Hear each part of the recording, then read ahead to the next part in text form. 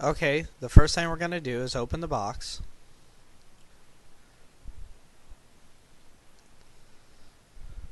This is your warranty and your instructions, parts list, and so on. This is the DVD which you're watching. There's a ruler for measuring. We'll use that if you have a Bottle-Matic 2. These are your side guides. At the beginning of this video you will notice that we are using a Bottle-Matic to show the initial threading of the machine. Now we'll remove the foam. Now before removing the machine you need to remove the foam in the front. Now you can remove the machine out of the box by lifting up on the two bars in the middle.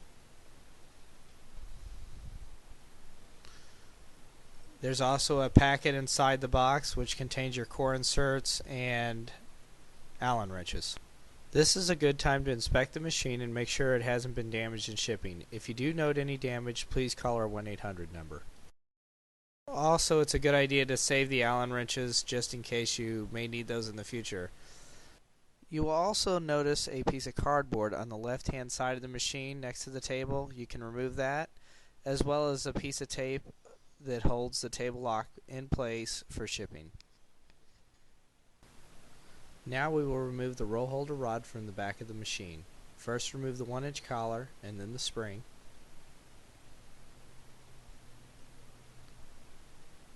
Now adjust the remaining collar on the rod so the labels will be more or less centered on the rod. The first thing we want to put on the rod is the guide. Slide the guide down the rod until it goes against the collar.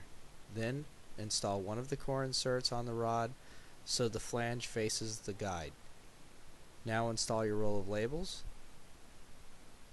Now the remaining core insert, push it down inside the roll. Now the remaining guide. Finally the spring and the 1-inch collar. You only want to apply enough pressure to the spring to keep the roll from backlashing as the machine pulls off labels.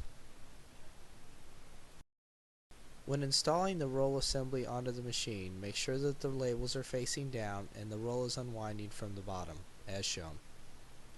The first thing you want to do when you install the roll assembly onto the machine is align the slots in the guides with the rod on the bottom of the machine.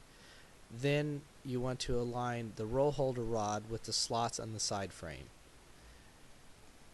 The next thing you'll want to do is feed your labels into the dispensing part of the machine. Now this is a very easy step, but it's something that is missed by a lot of our customers. There are two plates on this machine, one on the top and one underneath. It is very important that the backing paper is slid between these two plates. For demonstration purposes, we've turned the machine on its side so you can see where the paper is fed between the two plates. Please do not turn your machine on its side. If the backing paper is not slid between the two plates but underneath both plates, then the machine will not peel the label properly. It will shoot up into the air and most likely will not stick to your container you're trying to label and cause a lot of frustration. Once you have threaded the label between the tables, you want to pull it out and then feed it between the chrome feed roller assembly and the rubber roller. The chrome feed roller assembly will pivot towards the front of the machine and up. Once you have fed the paper between the two rollers, pivot the feed roller assembly down into the back and push it towards the back firmly until it snaps into place. You'll then turn the machine on. After about 10 to 20 seconds, the circuit board will boot up, and then you can swipe your finger across the photocell mounted in the plexiglass. This will advance the labels forward about 1/8 to 1/4 of an inch every time you swipe across. Once the labels get to the edge of the table, it will automatically dispense one label every time you swipe your finger in front of the photocell. If the label only partially comes out, pass the switch and then stops, a microswitch adjustment is needed. Or if labels continuously feed out without stopping, a microswitch adjustment is needed as well.